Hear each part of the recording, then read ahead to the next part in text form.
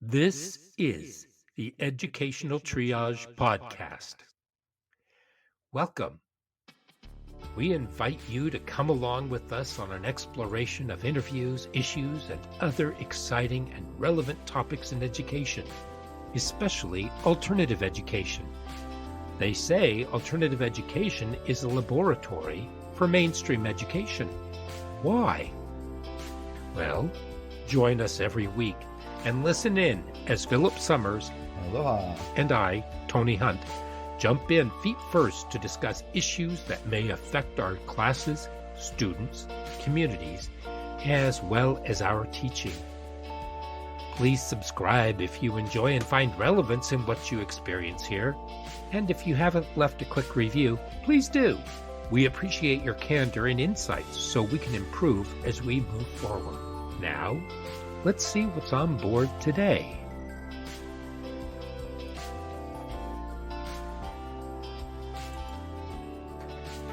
Hey everybody, and welcome back. This is Tony, and I'm joined this week with Me. Aloha. Philip. That's Philip. Aloha. It's me.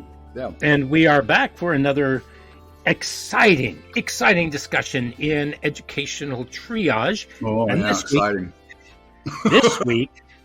This week, we're kind of swirling around.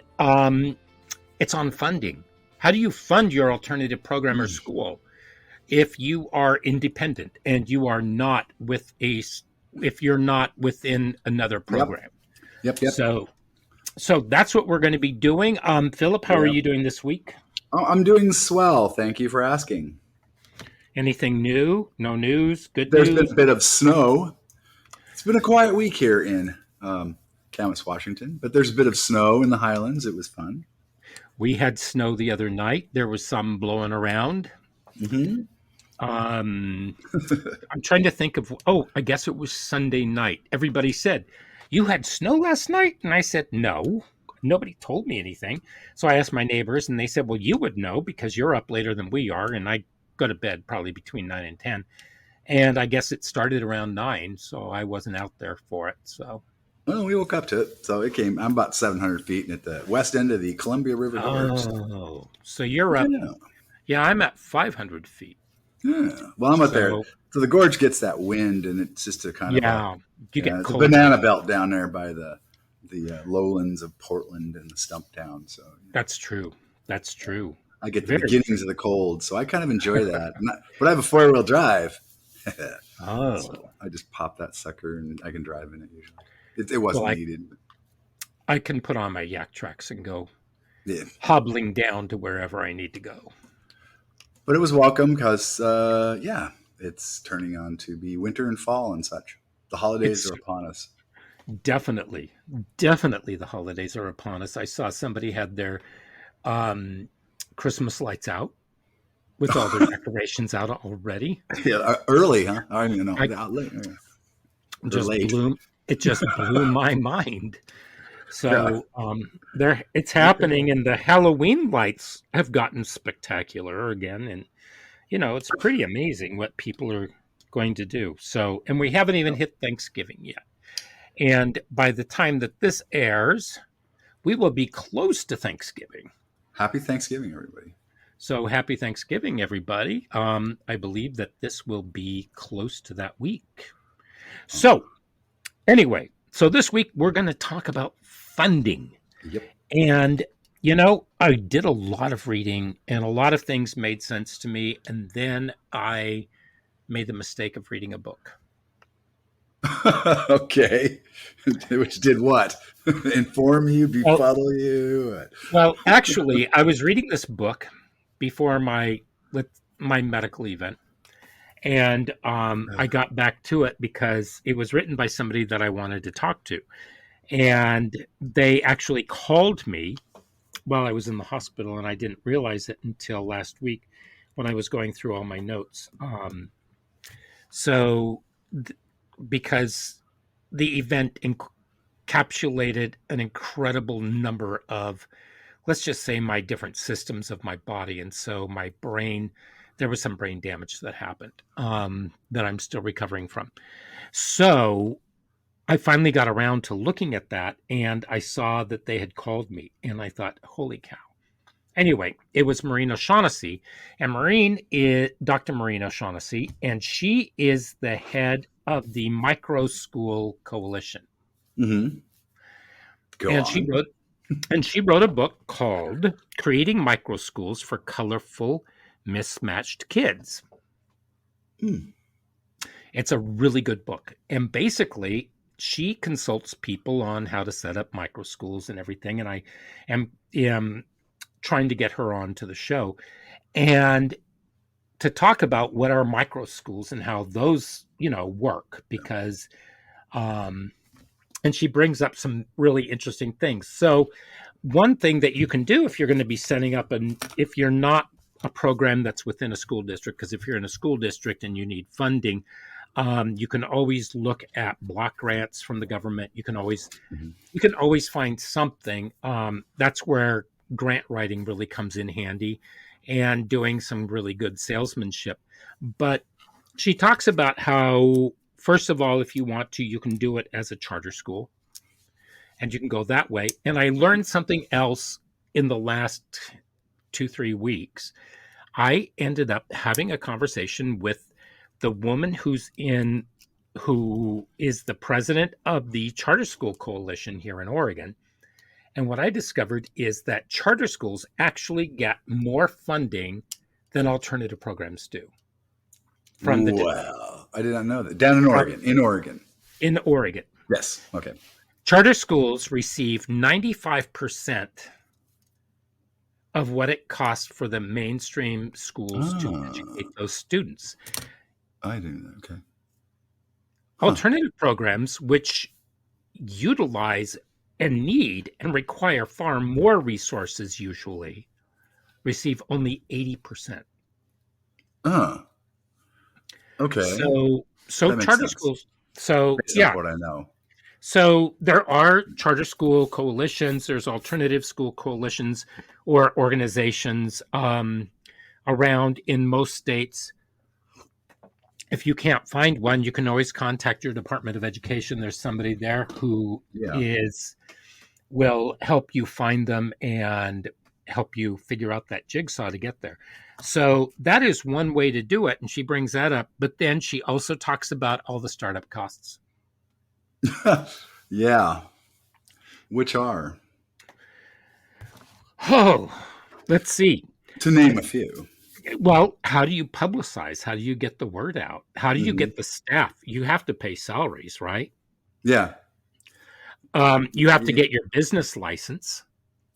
You also have to get your EIN. And EINs, 2-3 years ago, when I got an EIN for my mom's estate, I discovered that it was free.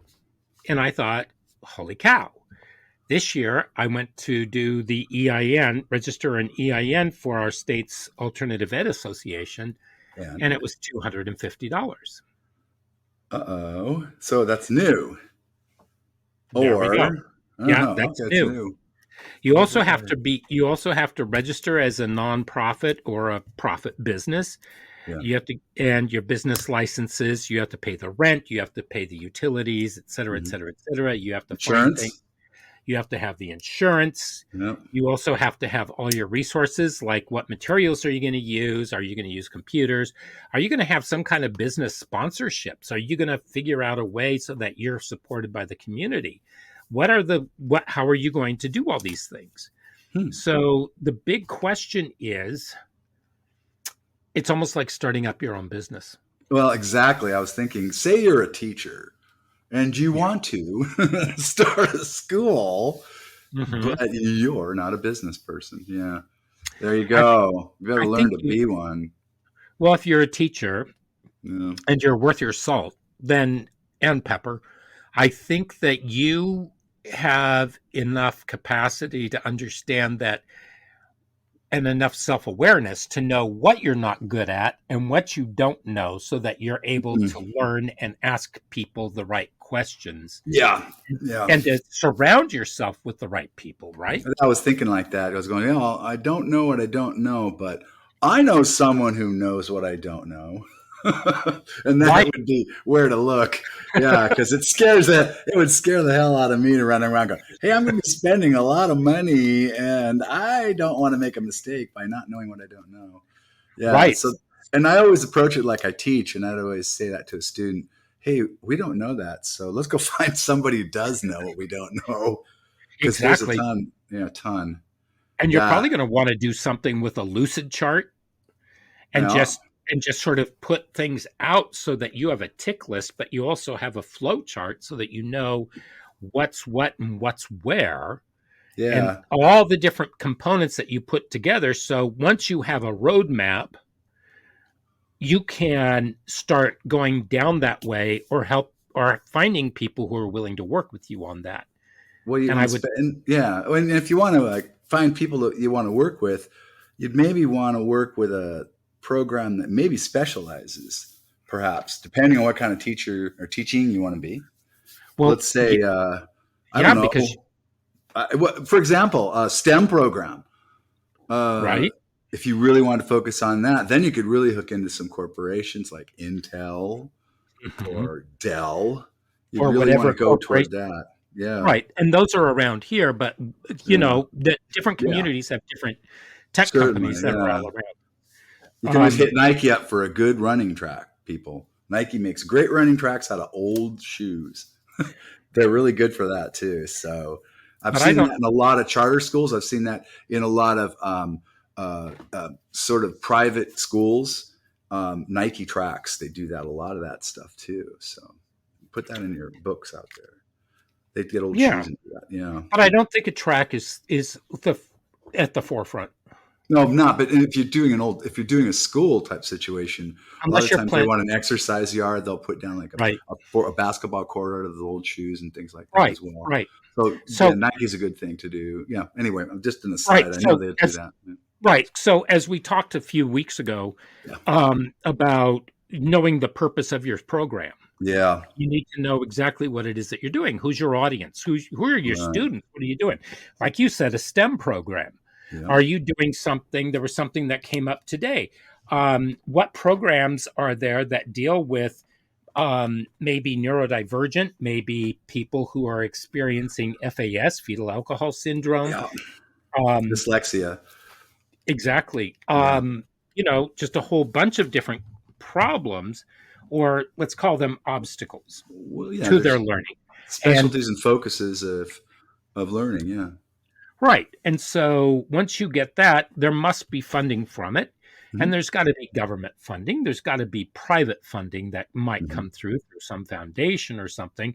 And so what it becomes is if you were good at writing up scholarships and taking care of scholarships when you were in high school to get through college, this is a time for you to do the same thing and to figure out a grant writing um, method that's going to get you those grants that you can do so that you can start putting all of that together.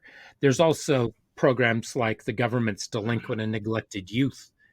And we talked, I when I was talking to Roxanne Wilson, she and I were talking about the inequitable funding, and we talked about the Mm-hmm. D&N. Mm-hmm. Um, there's also drug and alcohol education funding. There's also the McKinney-Vento program. There's so many different programs that are out there that you can get some money from. There are different stipulations, and so you're going to have to figure that out. But if you're going to be starting a program, chances are you're the one that's going to be running it, right? You would hope, but again, maybe your focus would be to have someone to help you. But Exactly. yes, And yeah. right, because it's always important to know what your weaknesses are. Mhm, yeah, I would think I said that because I'm thinking to myself, I don't know, but I think I would like help too. Exactly. I Yeah. mean, I know there are certain things that I know, but I only know them to a certain point, and Hmm. then I don't know, and that's when I start asking people. And so Yeah. there were people that there are people in my there are people in my circle, I'm going to say, Hmm.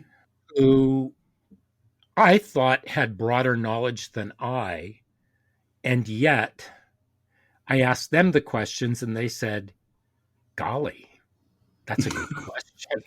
And it's like, Well, okay, who do I ask? And they always point me back to Department of Ed. They always point me to this. yeah. So I just find it really interesting Hmm. that not everybody really knows who to Yeah. call.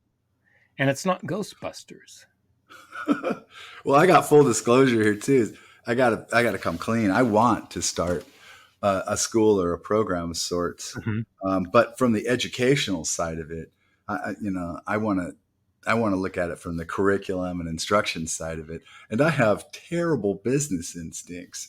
But And so you so can't do it. I need somebody. I need the knowledge. I want to learn the knowledge, but I would also like to hook up with a co-teacher or somebody who has that side of the knowledge too. Right. Although I don't know if I'm using that as a sort of a cop out or what, but yeah, it does take more than just setting up a classroom and greeting the kids and doing the teacher thing. If you're going to run a program, you've got to consider the budgets and such. And I've always not wanted to. It's like the Right. math, but the So, math is important because that's what puts the program on the table. Yeah, as they'd say. But yeah. well, are you going to charge tuition? You'd have to, and you've got to charge a reasonable tuition because the kids, the students, and everyone around you has to get the resources and the instruction that's necessary and functional and interesting, and you have to charge a tuition that behooves that. And so you have to make the dollar go as far as it can. But again, you can't charge not enough and then make things not work. You have to charge enough What tuition and utilize your resources well. You have to be very creative. And that's where the business side comes in. Someone that says, you have to charge this much and here's what we're going to use it for. Now go. And then I'll but go, what oh, about right, but what about the kids uh-huh. who need the program but can't afford the tuition? Their families just don't have it. They don't Yep. have those resources. What are you going to do? That's where I can come in, or we can come in and say, let's get that money from someplace. Let's go talk to somebody about sponsorships. Let's go beg, borrow, catch, and find out where we can get that money. Yeah, that's where we find the money, I guess. If we're a private, if we're a public, if we're a charter or an alternative, like you said, how do we put that program together? I used to watch my boss put those numbers together. She used to show me my budgets and such, and I Mhm. kind of learned a little bit about it. Um, Right. I didn't want to learn too much about it because it just kind of scared me, but I did see what she was doing with that, and I did appreciate what she was doing with that. And Mhm. she got that set budget handed down to us. I wouldn't know how to do a private, but or a charter, I guess. But if I had to really go, full disclosure, I would go for it. I did learn, you gave me some research stuff, and I dug into that too, and I was finding those strands that go through there. There's an Right. awful, like you said, a lot of grants. There's a lot of funding from the government.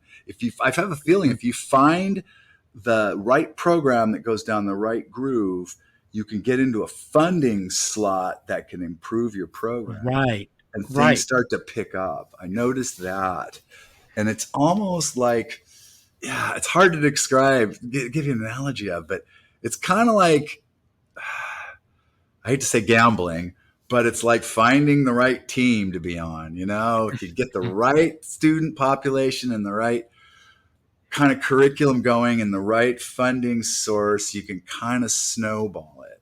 I noticed it can, Right. it can build on itself. Yeah. Definitely. Yeah. I noticed. Definitely. Yeah. So, because sponsorships could be happening, Yeah. fundraisers. I mean, Hmm. Hmm. look, even the public mainstream corporate schools Yeah. have fundraisers. Yeah. And people say, why do they need more money? Well, our program never saw it, but you know, See me. I don't. To be honest, I don't know why either. They needed the more money, but Mhm. they obviously did in order to take care of some different programs that were happening. The boosters are fundraisers. The PSO or the PTA or whatever you call that in your district or in your community. The foundation was a big Yeah, one. yeah. There's a foundation. The There's the foundation. script. There's a whole bunch of stuff that's happening. And Mhm. and it's kind of like everybody has fundraising that's going on, Mhm. regardless of whether you think they need it or not. So, okay, I'm going to throw this out. University of Oregon Athletic Department has major fundraisers, and they receive far more money than the academic side of University of Oregon. And University of Oregon was upset because the professors, the teaching staff, were furious because they hadn't seen any kind of value in their materials or what they've been able to do or a raise or anything, and they felt like they were just being kicked to the curb. So Oh wow! Oh wow! I'm not going. I won't say anything bad about University of Oregon, but I think you know where I'm going. So, Well, they have a major contributor to their athletic side there. I think well, everybody knows who that might be. yeah, they have more than one. So, Yes, they have one who's named things after. Yeah, right. yeah, that guy. But, Uh-huh. I think if you're going to be starting a program, Yeah. you got to put down what all the costs are going to be, because you're going to Mhm. have to figure out how many kids are you going to start out with. Let's say you start out with 10 or 15 kids. And Mhm. I've seen this happen. And I worked with a woman who started, and she put together a board of people, and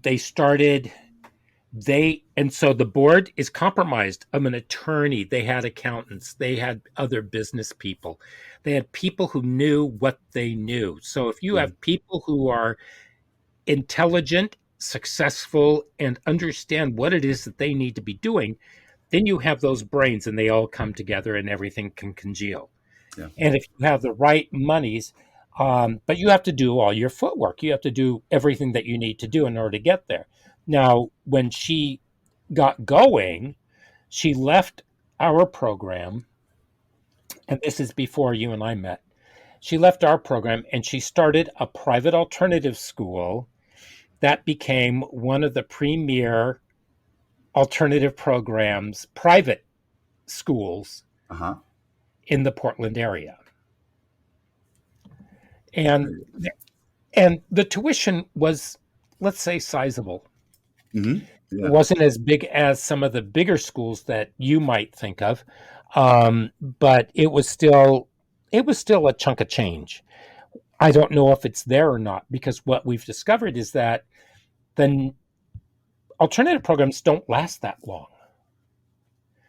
They don't. Their shelf life tends not to last because you don't have the people who have the vision, who have the same gung ho ness, I think, about what it actually means to do it. And I think more and more, I think as teachers are starting to retire, Yeah. myself myself included, as we leave, we see that the people who are taking over don't get it. They don't really understand They what it don't have the is. same vision.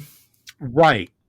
Right. They Hmm. don't I don't think that I don't think they understand the articulation of Yeah. working with the kids and doing it for the kids. And it's not a political statement to be No, no. working with kids. Yeah. And there's so many who think that that's exactly their political calling, is to work with these students, which I find absolutely deplorable, because it puts the kids down and Hmm. Yeah.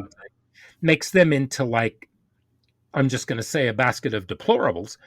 And Okay. Yeah. I mean, I can't think of another word to put it, Well, but it yeah, just makes you're them yeah, I less. know exactly what you're saying. And so this is how they do it for their own narcissism.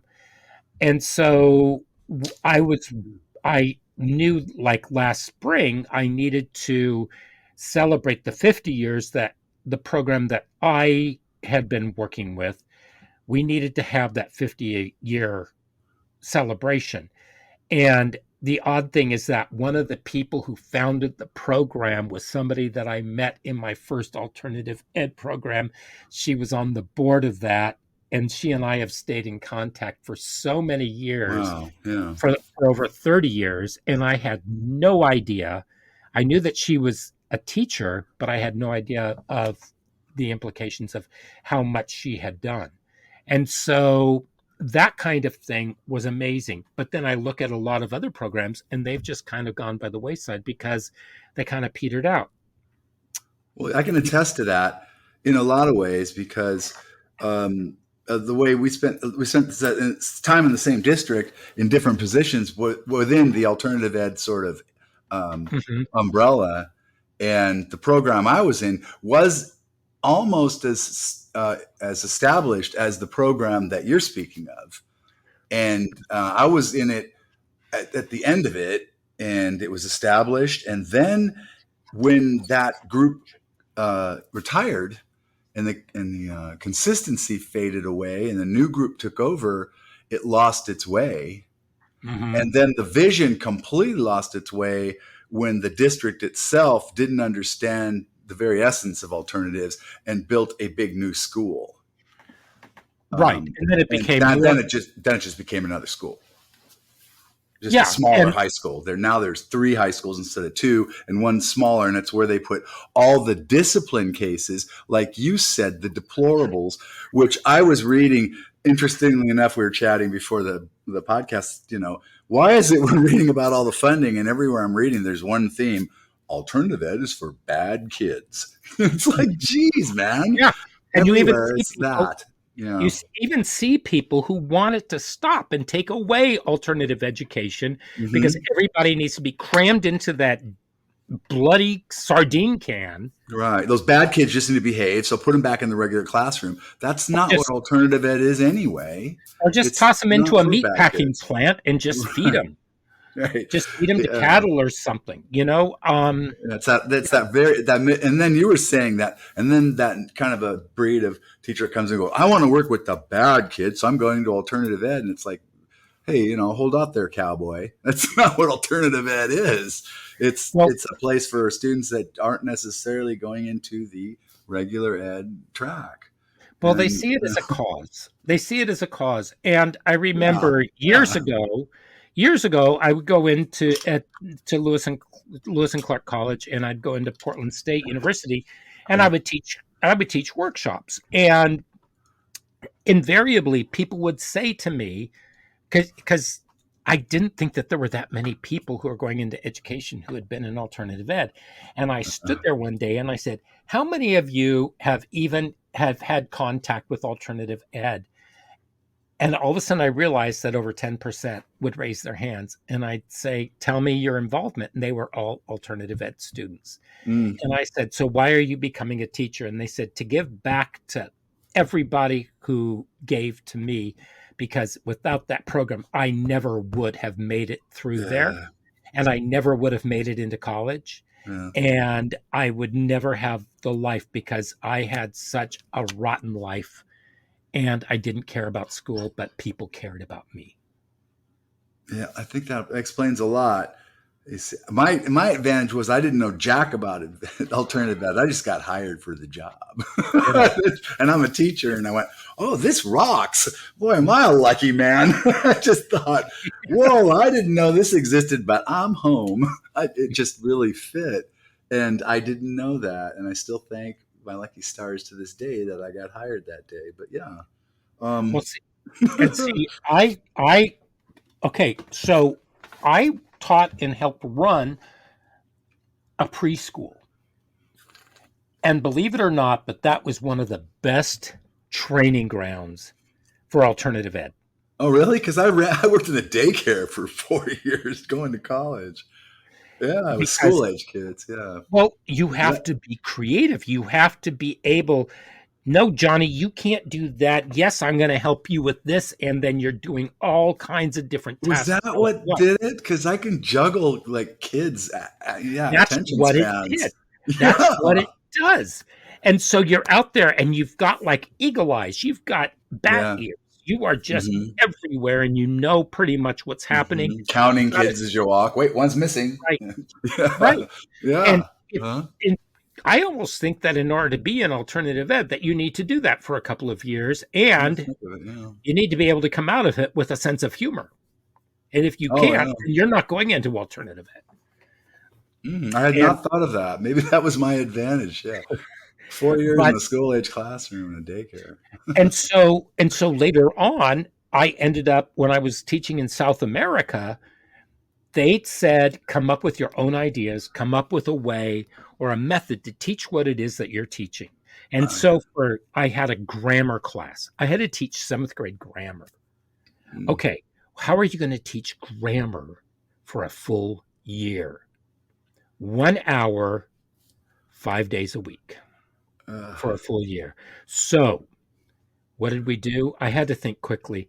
I had the kids, we talked about what are nouns, what are verbs, blah, blah, blah. But I realized that I had, 8 or 9 different languages in my class.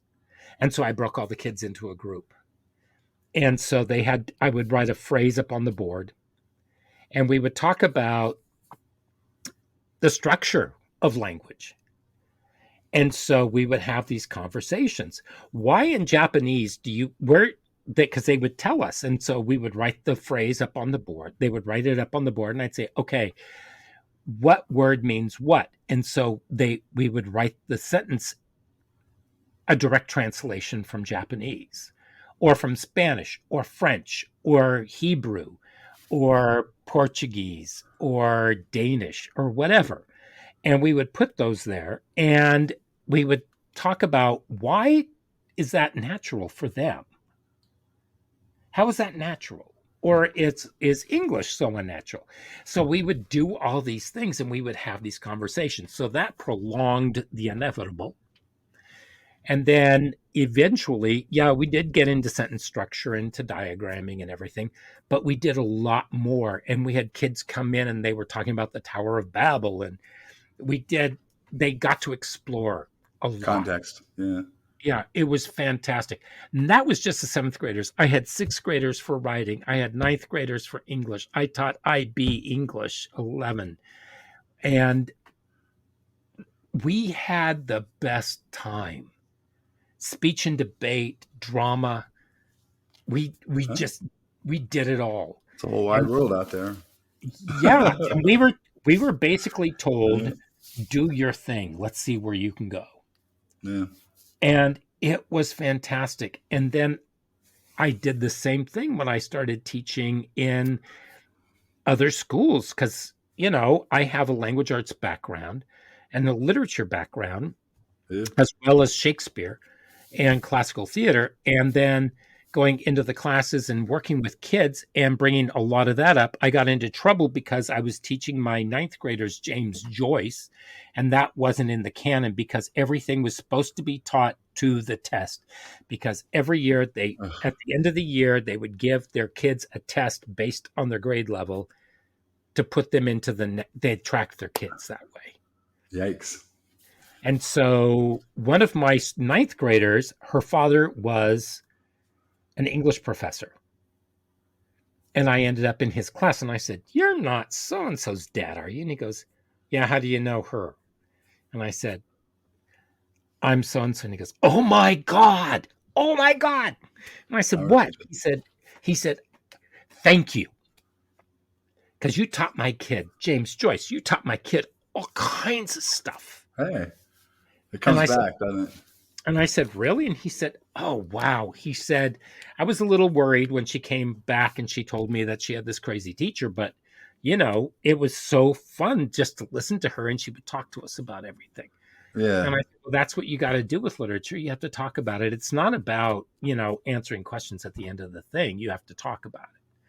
I was just talking to a student the other day about Macbeth. And Mm-hmm. because I love Macbeth, it's just Macbeth is so simply wonderful. It's just like his wife goes crazy, he gets overcome. It's no man born of woman will kill Macbeth. What? No man born, every man's born of woman. And then of course, and it's like and you were just getting into it, and Right. just it's that way. It's just very exciting. It's so simply wonderful. And then he gets decapitated. It's got all the glory of a Star Wars. In fact. Speaking of which, it's basically a Star Wars episode. It's just it's not really, but it's got same devices almost, but Yeah. yeah. Simply wonderful. That's just all the best stories are simply wonderful. That's all. Well, what really blew my mind was when I was teaching my felons that later on you ended up teaching them. Yes, sir. Um, They're good guys. they demanded Shakespeare,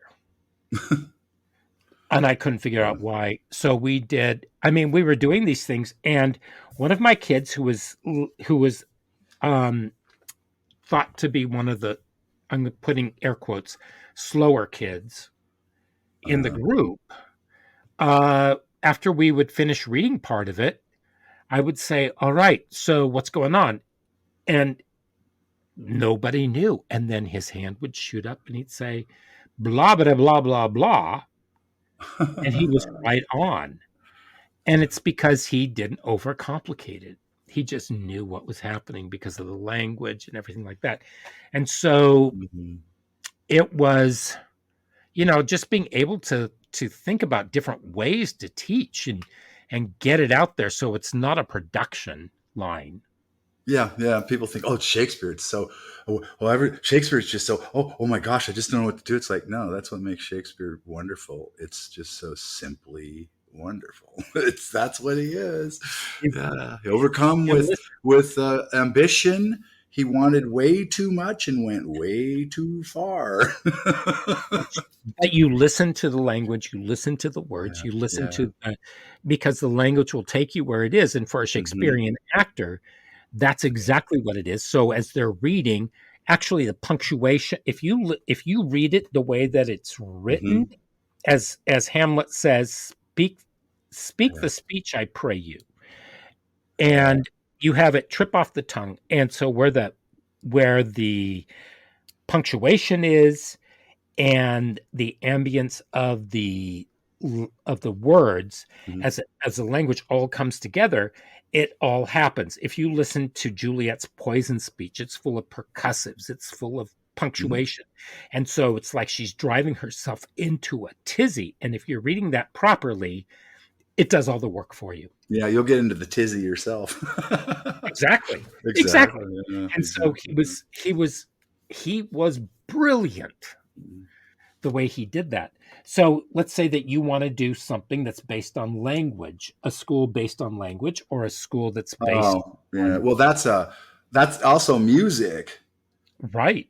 Uh, yeah, there's And the you could things you put can do with in, music and language is well, you could also absolutely use well, it's been Latin done, and but yeah, Greek. You could yeah. use Latin and Greek in there as well. We were talking about the funding as well. I keep on hitting this, but okay, so the group that came through the village, Greenwich Village, in those years, there, sadly, those Right. people are Right. passing on.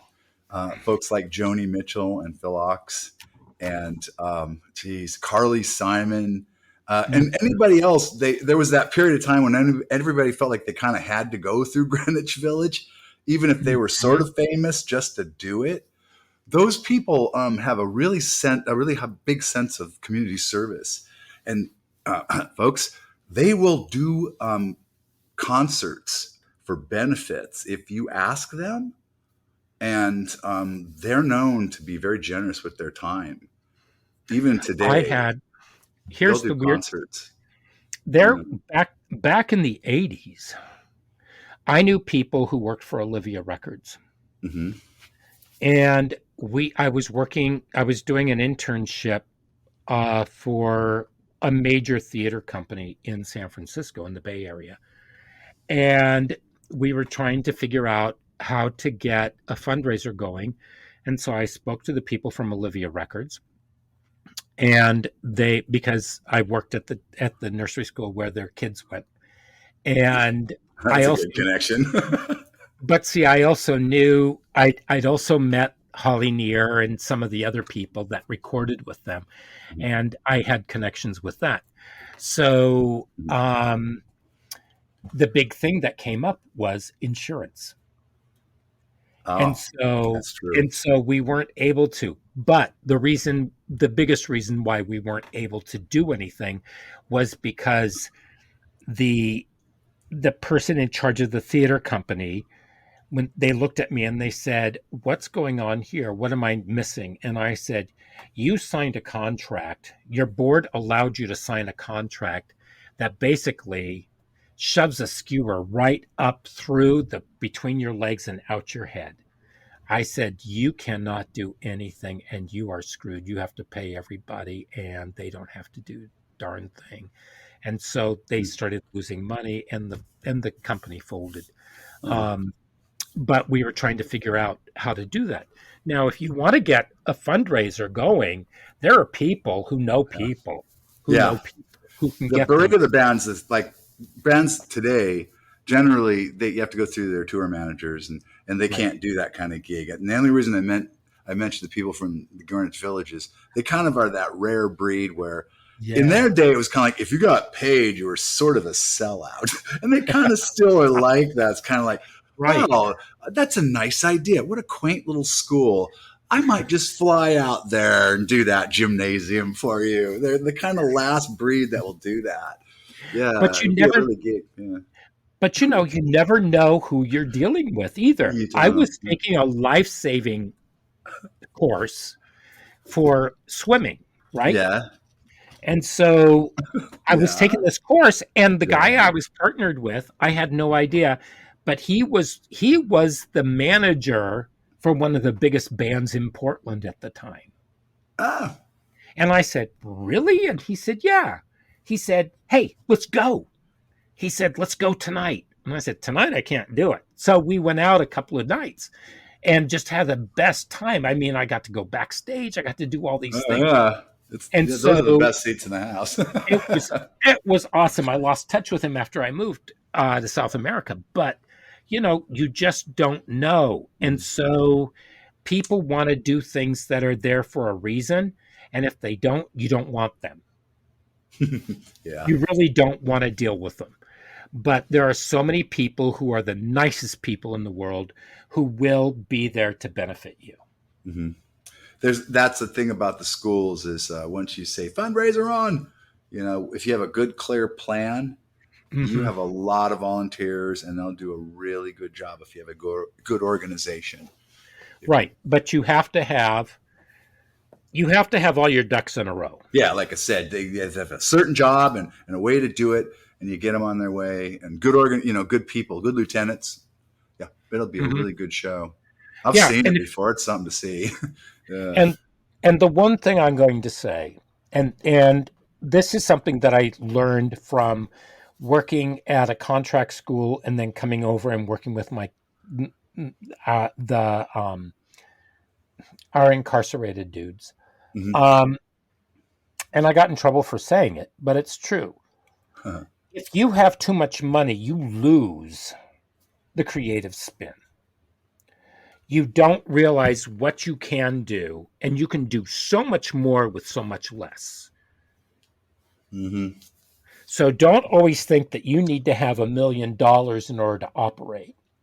You need to have a team that can come up with things. Sure, you've got to have certain materials, but if you have if you are able to access the right materials and put those together, and I don't mean going out and buying textbooks.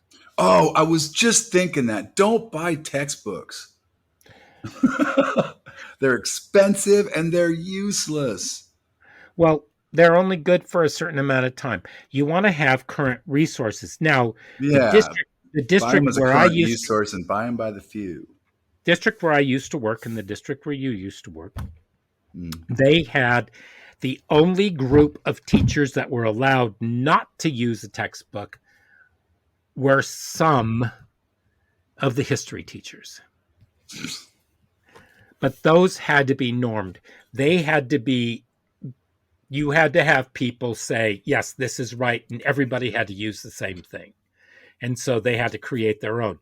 But the standards for social studies, I went through the standards and I was told by the head of the department of a social studies department, not in the district, that there really are no standards for social studies. There are no standards. No, there You are can none. pretty much do whatever you bloody well want, which is a Yeah. disservice to the kids. Mm. So, and to everybody. Well, What I'm But what I'm thinking is look at what you can do with what you have and go from there. If you have dedicated staff, yes, you want to pay them. Maybe it doesn't start out very much. When I first started out, let me put it this way. When I taught in the private contract school and I transferred over to the district, my salary doubled. Yeah. And, it made a huge difference, but so did those years where I was doing it. And people were complaining, look how much the director is making. The director was not making that much money considering how much time and effort they were putting into everything. And there was so much more that nobody saw. And they were the best director that we could have possibly had. Yeah. And she was fantastic. She was awesome. And then I went to work for another director who was just starting out and learning, who turned out to be absolutely magnificent. So get a good board together, get your ducks in a row, figure out what your operating costs are, but always know what is your mission. Because you have to have the mission. Yes. Got to know what you're going to do. And keep it focused. Right. And so you want to make sure that everything is streamlined and that it's all there. Maybe you have to tweak something somewhere. But if all systems are go, as you go into the funding, because you're looking at that, like you said, you might find a groove that might just take you straight down into the bullet train to the bank. Know your short-term and your long-term games. Yeah. Mm-hmm. Yeah, you might find that. We did. But like you said, I'm kind of thinking you're right, though. When it comes to alternative programs, I think maybe they have a shelf life. Unless you're flexible. And that could come from the curriculum itself, maybe. Unless you're flexible. Well, it's not you being flexible. I think what it has to do with is the people that come in and they want to change things because they have their own vision. It's an ego-driven thing.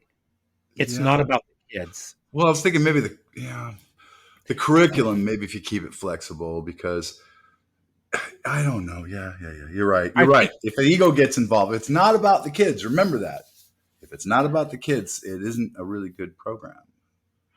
Right. And you can do all the flashbang stuff you want, but if the kids are not at center, that's it.